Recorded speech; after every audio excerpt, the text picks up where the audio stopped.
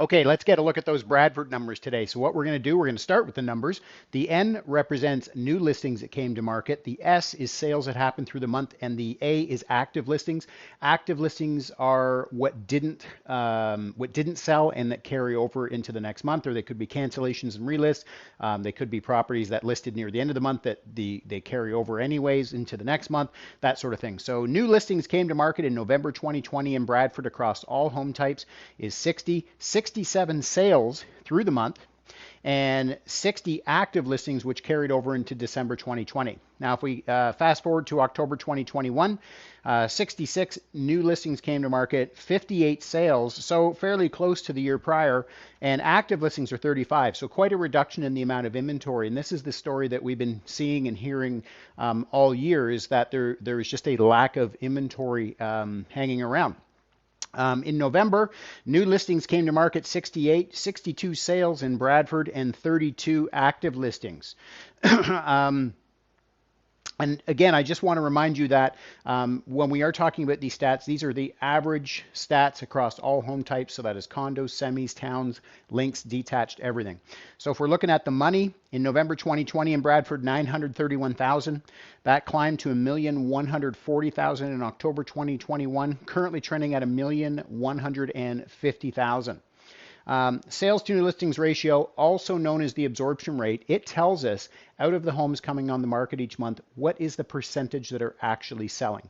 So now this statistic is directly pointed at new listings and sales. And so how you get that is it's sales divided by new listings. And that's where that number actually comes from. So 111.7% of the homes that came on the market sold in November 2020. And you might be scratching your head a little bit, and I'll tell you how that happens. If you only have 100%, how do you sell 111? Well, how that happens is we had new listings of 60, we had sales of 67. So where these 111 were coming from, or that extra 11%, is they were coming out of these active listings. So that was a really, really dry market, if you will. Not a lot of inventory hanging around. So buyers were actually circling back to these active listings, and that's where you get that 111.7%. In October 2021, 87.9% of the homes that came on the market sold, currently trending at 91.2 in November 2021. Now, if you're talking about what's a buyer's market, what's a seller's market, when you're between 0 and 50%, that is what we consider to be a buyer's market. So there is more supply than there is demand. Between 50 and 60% is considered a balanced market. So there's enough supply to meet the demand. And then when you start getting over 60% into 100%, and I'm certainly at 111.7%, that tells us that there is more demand than there is supply. Months of inventory remaining basically tells us that if no other homes came on the market after today at the current rate of buying or the current rate of consumption that buyers are buying homes, how long would it take to deplete the inventory? So a year ago, 0.9. 0.6 in October 21, currently trending at 0.5, so a reduction in inventory. Now, again, you can see that through the numbers up here because months of inventory is calculated by active listings divided by sales. And so we're seeing a reduction in the inventory, certainly because we are seeing less active listings on the market. Sale price to list price ratio a year ago, 100.3%. So home selling just over ask, 107.1 in October 2021, currently trending at 112.2%. And this is something that we've actually seen in a few of the surrounding markets, Newmarket especially this past month. Where there is just less inventory coming to market. In this case, there was less or more inventory, but the sales actually popped up a couple units, but the active listings went down.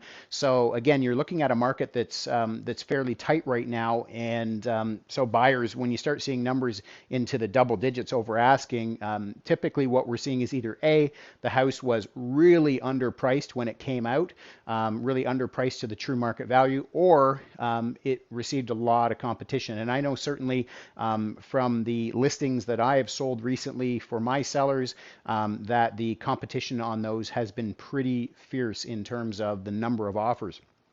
Days on market to get a home sold, 21 a year ago, 11 in October, currently trending at 10. So again, this would tell me when you start seeing the days on market counter going down, this would tell me what I would offer you is that the buyers are more focused on the new listings rather than the active listings.